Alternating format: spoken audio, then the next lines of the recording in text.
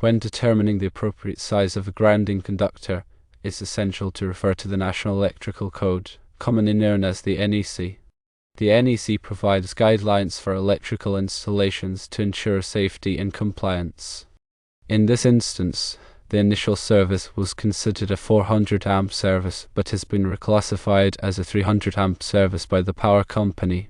This reclassification impacts the minimum grounding conductor size. According to the NEC, the minimum size for a grounding conductor for a 400 amp service is 8 AWG copper or 6 AWG aluminum. However, because the service is now classified as 300 amps, the grounding conductor size can be reduced. For a 300 amp service, the minimum size of the grounding conductor is 10 AWG copper or 8 AWG aluminum. Since the existing service uses aluminum conductors, the minimum grounding conductor size must be 8 AWG aluminum. It is crucial to note that these are minimum requirements. In certain situations, larger grounding conductors may be necessary to comply with specific local codes or project specifications. Moreover, the grounding conductor must be properly connected to a grounding electrode system.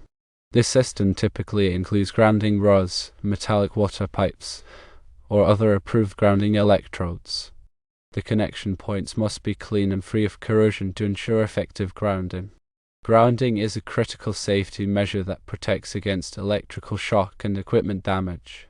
It provides a low impedance path for fault currents to return to the source, tripping the circuit breaker or fuse and energizing the circuit. This process prevents dangerous voltage buildup on metal parts of electrical equipment and appliances.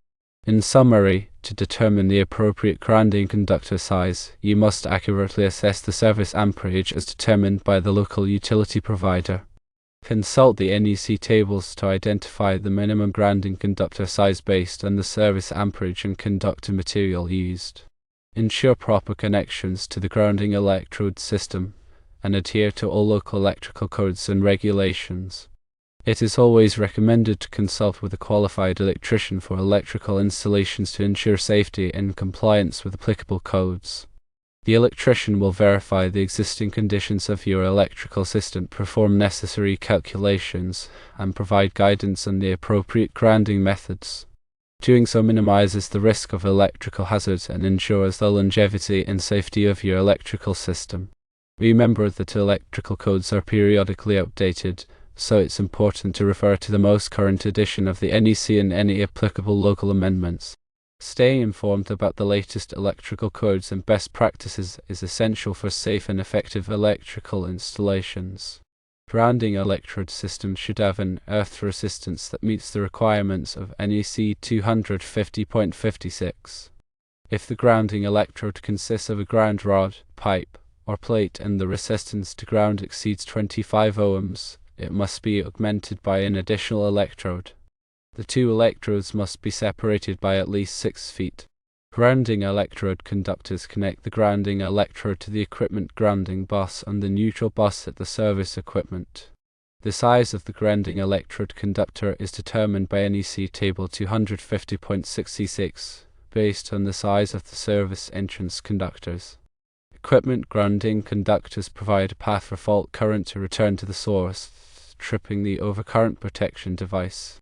The size of the equipment grounding conductor is determined by NEC 250.122 based on the size of the overcurrent protection device protecting the circuit.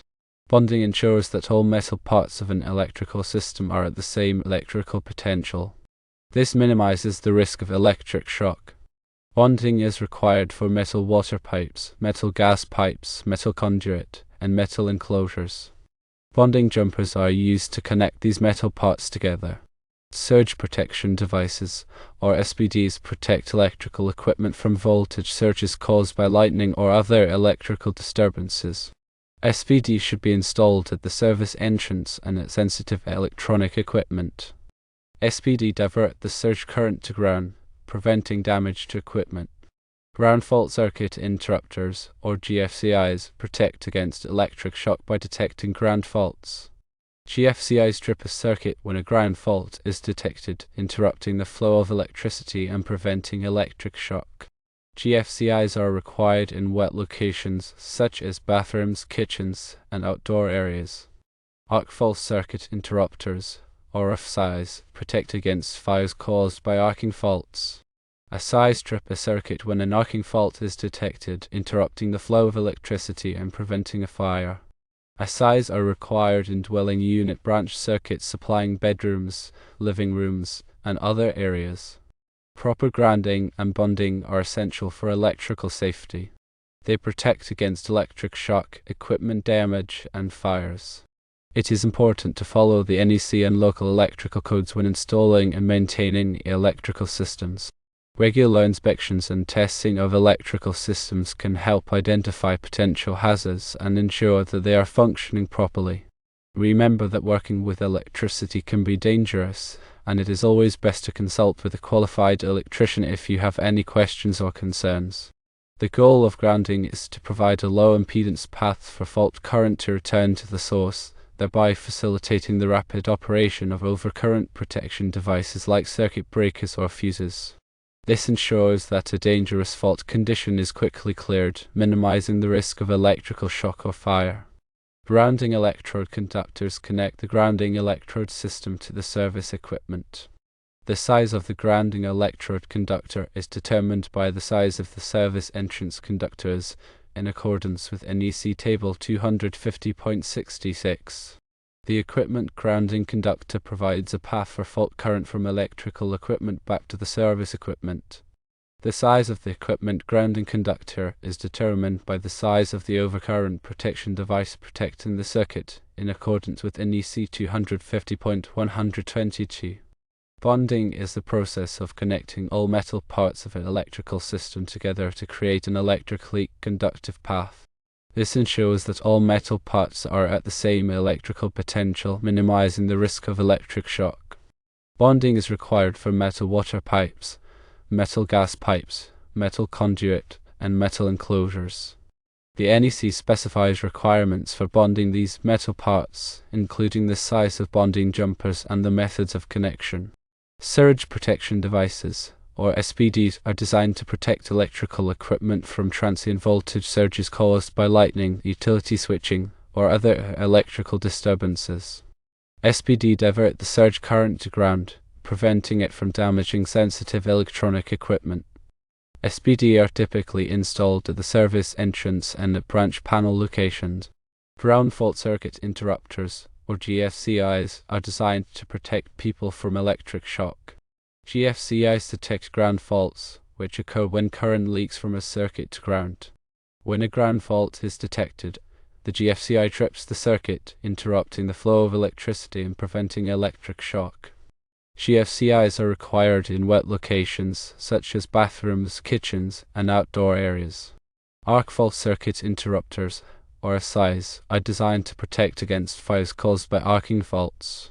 Arcing faults occur when electricity jumps between conductors, creating heat that can ignite nearby materials.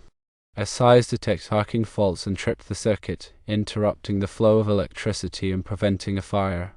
RFCIs are required in dwelling unit branch circuits supplying bedrooms, living rooms, and other areas. Regular inspections and testing of electrical systems are essential for ensuring their continued safety and reliability.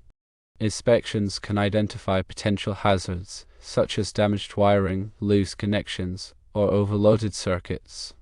Testing can verify that grounding and bonding systems are functioning properly and that overcurrent protection devices are operating as intended. When performing electrical work, it is important to follow safe work practices.